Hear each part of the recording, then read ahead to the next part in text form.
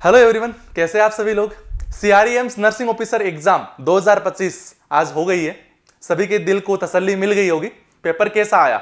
Okay, कोई पढ़ रहा है एमएसएन पढ़ो, कोई पढ़ रहा है बोल रहा है ओबीजी पढ़ो, पीडिया पढ़ो, फंडामेंटल पढ़ो। सबसे ज्यादा वेटेज कहां से पेपर का आएगा? एमएसएन से आएगा। ये सारी की सारी चीजें धरी की धरी रह गई। ओके, कहां से आया paper? Paper most of the 60% paper सिर्फ 3 टॉपिक में सिमट के रह गया। 60% पेपर सिर्फ 3 टॉपिक में सिमट के रह गए, और वो टॉपिक भी कोई ज्यादा बड़े नहीं, बहुत ही छोटे छोटे टॉपिक्स के अंदर। मतलब एक तरीके से बोल सकते हैं कि एम्स ने एक तरीके से बहुत ही गंदा वाला मजाक कर दिया है ना। सभी स्टूडेंट के साथ एक गंदा वाला मजाक हो गया। गंदा वाला मजाक इन द सेंस कि जो चीजें पढ़ रहे थे वहां से पेपर ही नहीं आया। मतलब एक इतने हाई लेवल का पेपर, नर्सिंग ऑफिसर का सेंट्रल गवर्नमेंट का एग्जाम का पेपर, जो छोटे छोटे 3 टॉपिक में सिमट के रह गया, जो कि 20 सब्जेक्ट है जिसको कॉम्पिटिटिव एग्जाम्स के लिए लोग प्रिपेयर कर रहे हैं। ओके, वहां से सिर्फ 40% और 60% सब्जेक्ट, 60% जो वेटेज है वो सिर्फ 3 टॉपिक में। कौन से 3 topic? Okay, number 1 HIV. HIV बहुत ज्यादा क्वेश्चंस आए, बहुत ज्यादा क्वेश्चंस आए। नंबर 2 एड्स, एचआईवी और एड्स। और तीसरी चीज इसको और क्या मिली? टीबी। भाई साहब, कोई एग्जामिनर था ना, उस एग्जामिनर के लगता है कोई फेवरेट सब्जेक्ट थे या फिर फेवरेट टॉपिक थे, उसको एचआईवी, एड्स और टीबी के अलावा कुछ मिला ही नहीं। सिर्फ और सिर्फ इन 3 टॉपिक में ही पेपर को सीमित कर दिया।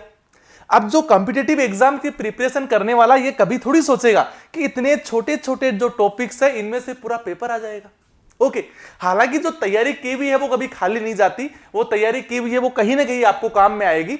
बट यदि किसी ने कम्युनिटी बहुत अच्छे से पढ़ रखा था, इन 3 टॉपिक बहुत अच्छे से तैयारी कर रखी थी, उन सभी स्टूडेंट का बहुत ही अच्छे से और भी बहुत ही इजीली सिलेक्शन हो जाएगा। और कुछ ऐसे स्टूडेंट थे जिन्होंने कभी इस तरह के या फिर इन तीनों टॉपिक पे कभी ध्यान नहीं दिया, उनके लिए थोड़ा मुश्किल हो जाएगा। इसीलिए तो कहते हैं ना कि आजकल कि सर क्या पढ़े, कि भाई 20+ सब्जेक्ट है टोटल। कितने? 20+ सब्जेक्ट है, सब पढ़ लो। कभी ये सोचो ही मत कि कहां से पेपर आएगा। पेपर कहीं से भी आ सकता है। ये चीज डिपेंड करती है कि एग्जामिनर जो पेपर बनाने वाला है उसका माइंड क्या काम कर रहा है अभी। ओके, कौन पेपर बना रहा है और उस टाइम क्या बहुत सोचेगा और क्या पेपर बना देगा। ओके, तो आगे के किसी भी फ्यूचर एग्जाम के लिए आपको कभी यह निर्धारित नहीं करना है कि पेपर किस सब्जेक्ट से कितना वेटेज आता है। यह कभी भी निश्चित नहीं है। आने वाले टाइम के अंदर कहीं से भी पेपर आ सकता है। आपके 20+ सब्जेक्ट है, सभी सब्जेक्ट को अच्छे से समय दो, या फिर बोल सकते हैं कि सभी सब्जेक्ट को टाइम दो, सभी सब्जेक्ट से स्टडी करो। ओके, तो 60% पेपर है वो यहां से आया था। इसके लिए आगे का जो रिव्यू है या फिर अपन जो मेमोरी बेस्ड जो क्वेश्चंस है उनको अगली वीडियो के अंदर डिटेल वाइज अपन डिस्कस करेंगे। ओके, तो मिलते हैं पेपर के अंदर जल्दी ही।